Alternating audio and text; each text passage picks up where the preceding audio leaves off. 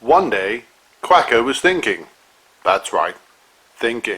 What am I going to play?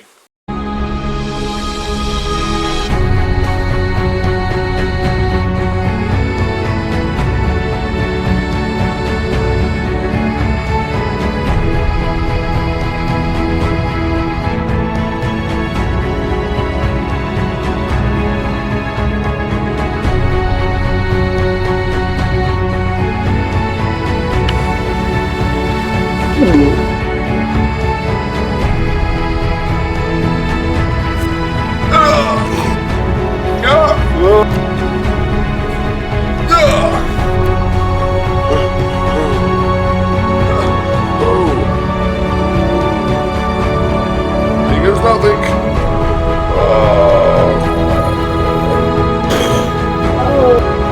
I know, I'll play this instead.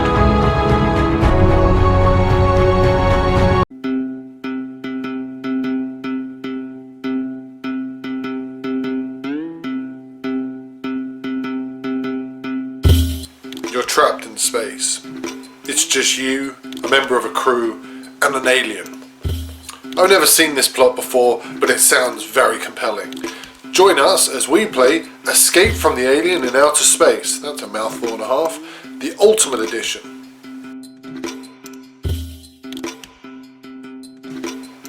So I'm going to unbox now the Escape from the Aliens in Outer Space.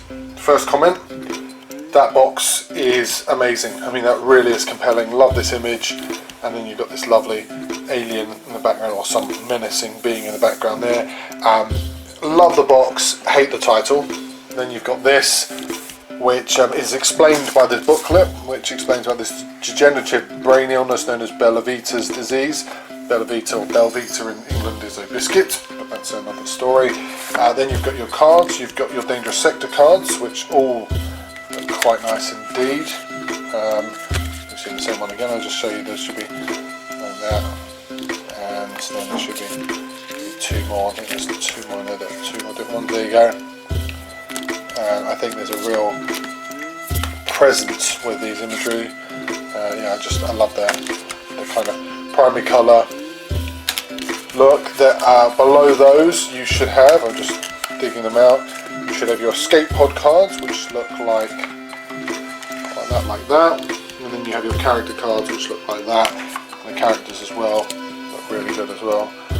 So all very good and all well outlined in the booklet, which I'll just quickly flick through so you can see. So you've got here some very nice detail on character abilities, Dangerous Sector attacking. It's very well laid out. I think honestly this explains the certain levels. I think it just it's really concise and well put together booklet. Once again, name is awful. Then you've got these, so you've got your pens, which are just here.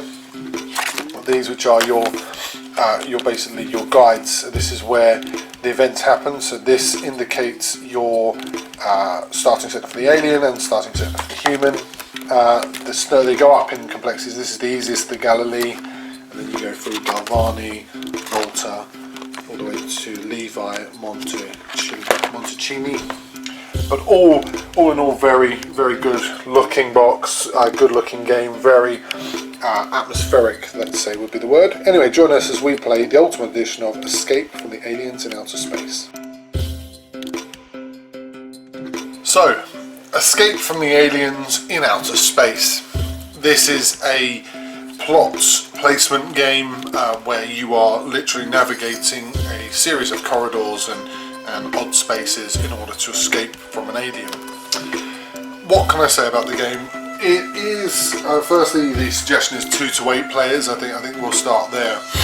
This is the sort of game that I think needs at least 3 players to make it interesting. There is a game that we will be reviewing at some point called the Great Museum Caper, and it has the same issue and the same function, is that you are navigating a crime. You're basically the criminal, or you're the people trying to investigate the crime, and you have to use the board it's kind of secretly, because this is supposed to be hidden from your players unless the card tells you otherwise. And that game didn't work with 2 players, even though there was rules for 2 players. And this game's the same. It needs to have 3 players at least to work well. What happens effectively is the game is aesthetically looks brilliant, and I just want to note this little cat down here, which I think is lovely, sort of touch. It's aesthetically is brilliant. The gameplay mechanics are pretty well defined, and that's telling because the book itself is, bar this kind of superfluous story, is actually very well detailed and very well put together. And I think that it's very clear, and it allows for the game to just go along in a course without too much difficulty. Where the game falls down though is that I think that they've tried to add a few bits which have made it a little bit more clunky or cumbersome, would probably be a better word. One is the detailing here of your positions. 2 is some of the card drawing. I think that you often find you draw cards a lot, which don't help play. Sometimes it hinders play.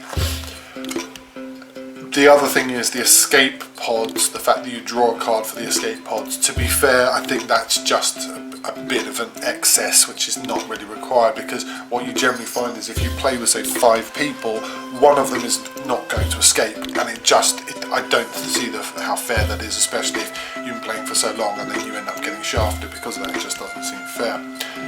But there are some positives here. Okay, aesthetically we know the game looks good. And I think that the company that produced it, who are called Santa or Osprey Games, but I basically picked it up in the UK, but it's Santa Reginio, because this originally came from Italy, should be commended for the aesthetic look of the game. It looks good, plays good, and that would then bring me to this. I think that the characters, the cards, what they put together for the character cards is where they've really come into their own, and they deserve credit for this. I'll just quickly sort out the character cards so you can see them. But you've got here some really good use of not just imagery, but also mechanic within the game itself, because there is a detailed section where it tells you what each character does. And basically, if you look here, you've got some great imageries, both for the alien and also for characters as well. I think that they are really good. I think that it is certainly commendable. Obviously, as you can probably tell, blue is good, red is, well, alien, monster, so good depending on who you're playing. And that seamlessly works with the cards that you get. I mean, look at that, it's an amazing, look at that imagery, that's just absolutely stunning. And so that gives the aesthetic, the ambience of the game, something which it richly deserves, and it pulls off well.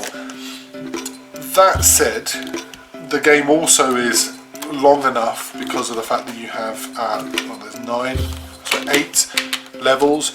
I say 9 because I always feel like the first level you have to play a few times, and so that adds into it. So there's enough payback, i.e.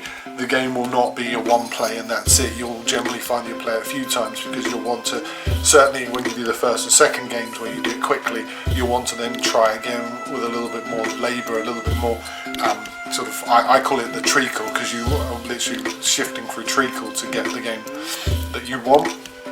So there's a lot of value, extra value in that.